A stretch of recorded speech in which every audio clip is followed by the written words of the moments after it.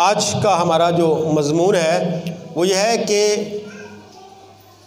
جب خدا اگر ہمیں دوبارہ موقع دے تو پھر ہمیں کیا کرنا چاہیے. ٹھیک ہے، خدا بعض اوقات ہماری زندگی میں ہمیں مواقع فراہم کرتا ہے اور ہمیں سمجھ نہیں آتی کہ خدا کیوں موقع دے رہا ہے.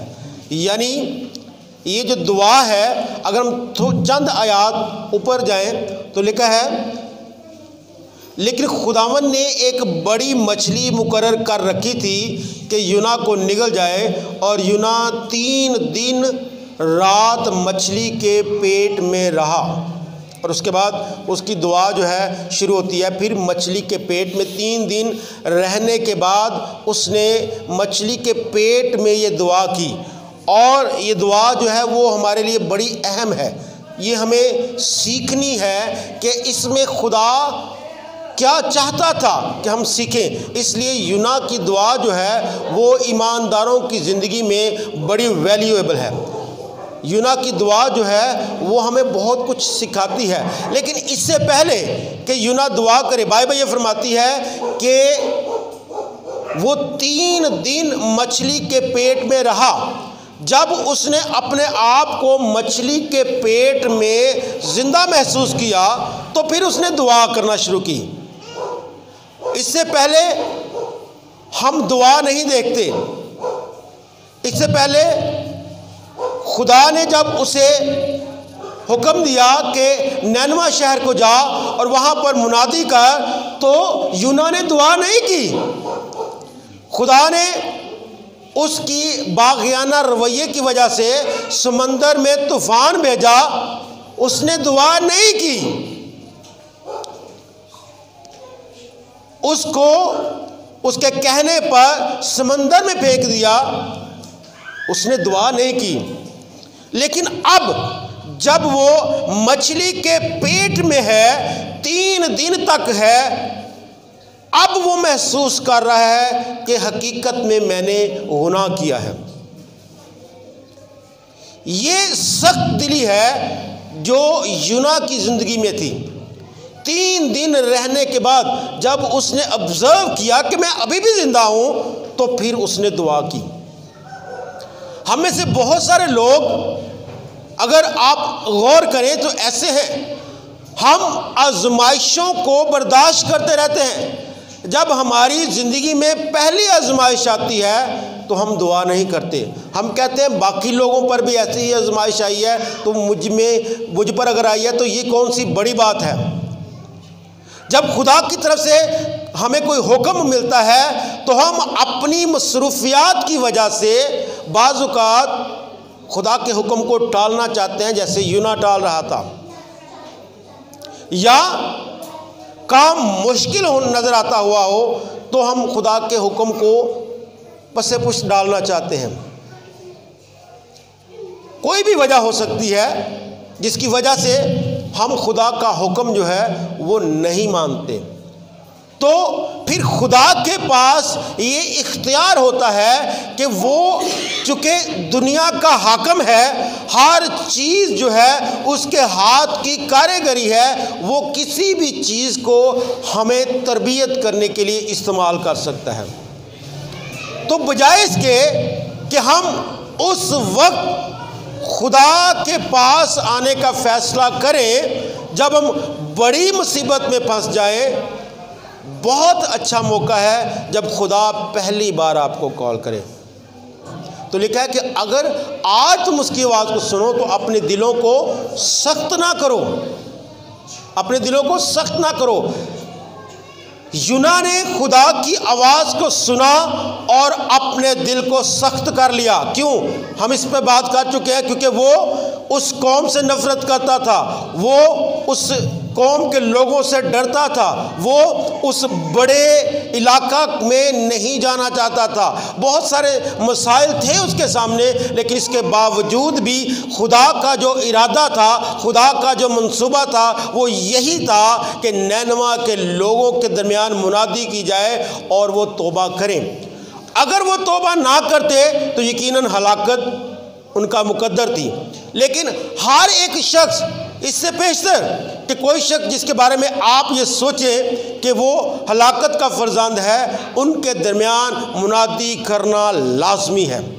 اگر منادی کی جا چکی ہوگی تو پھر آپ مجرم نہیں ٹھہرائے جائیں گے، پھر خدا کا کلام اس سے مجرم ٹھہرائے گا۔ لیکن اگر ہو سکتا ہے کہ آپ کی منادی کی وجہ سے کوئی شخص جو ہے وہ تبدیل ہو رہا ہو یا تبدیل ہوتا ہوا نظر آ رہا ہو، تو خدا اسے معاف کر دے گا۔ تو ہمیں خدا کے ارادہ کو اور خدا کے منصوبہ کو سمجھنا ہے، بجائے اس کے کہ دیر ہو جائے، ہم زیادہ مصیبت میں پڑے اور پھر دعا کریں۔ بہتر ہے کہ ہم خدا کی حضوری میں اس وقت آ جائیں جب خدا ہمیں پہلی بار بلائے۔ یونا بھی کب دعا کر رہا ہے؟ جب وہ پہلی مصیبت میں پڑا تب نہیں، پھر بھی وہ سخت ہے، اپنے آپ کو وہ اس قابل بنا لیتا ہے۔ وہ کہتا ہے کہ ماری جاؤں گا نا، وہ کہتا ہے میں نے ساٹھ دو سمندر چ، وہ کہہ رہے ہیں مجھے سمندر میں پھینک دو، یہ طوفان میری وجہ سے آیا ہے، اسے پتہ ہے کہ یہ طوفان میری وجہ سے، مجھے سمندر میں پھینک دو تو یہ طوفان ٹل جائے گا۔ لیکن خدا سے دعا نہیں کر رہا کہ خداوند مجھے معاف کر دے اور میری بھی اور ان کی جان بھی بچا۔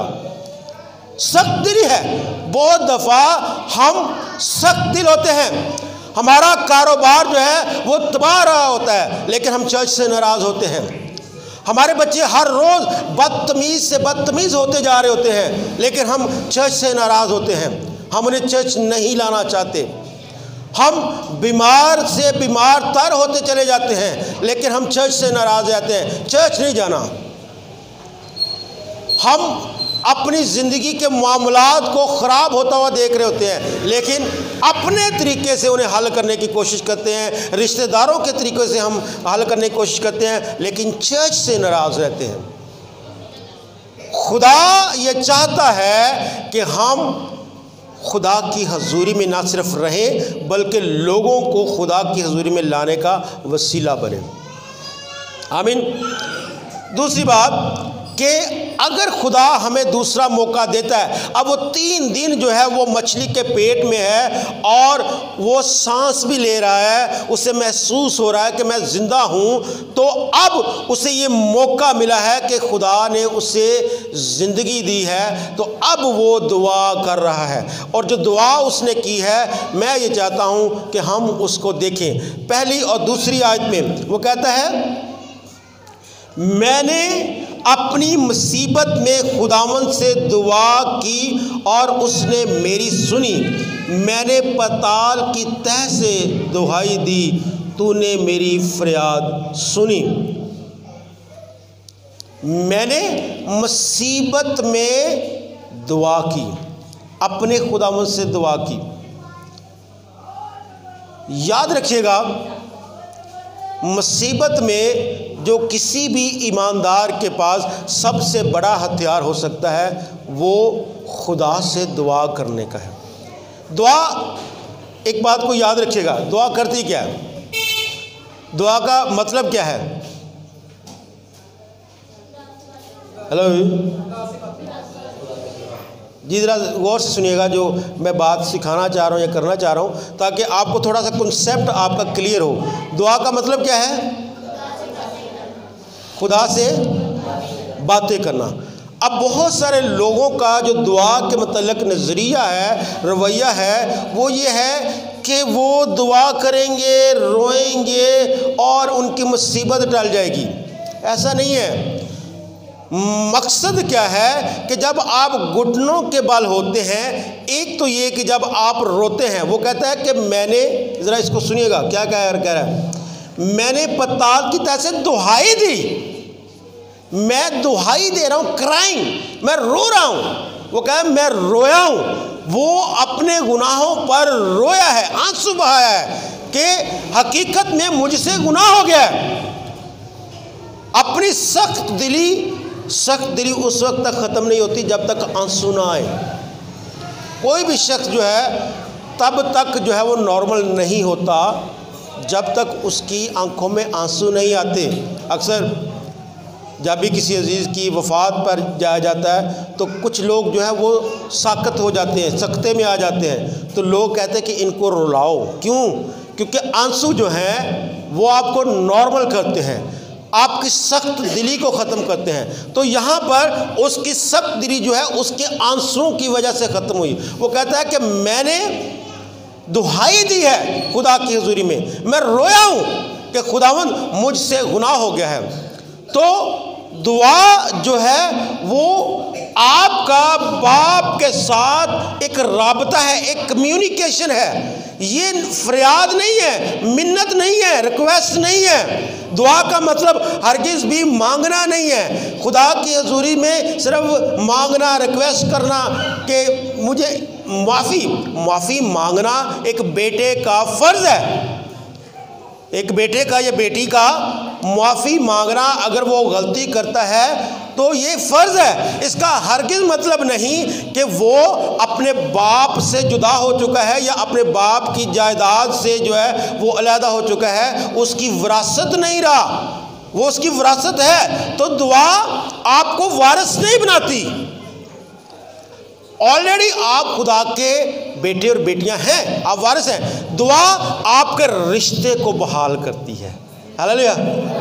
دعا آپ کے رشتے کو بحال کرتی ہے۔ تو ڈیپینڈ کرتا ہے کہ آپ دعا کس طرح سے کرتے ہیں۔ آپ اپنی ماں سے یا اپنے باپ سے جب آپس میں رابطہ کرنا چاہتے ہیں، ان سے روٹے ہیں، تو آپ ان کو کیسے مناتے ہیں یہ آپ پہ ہے۔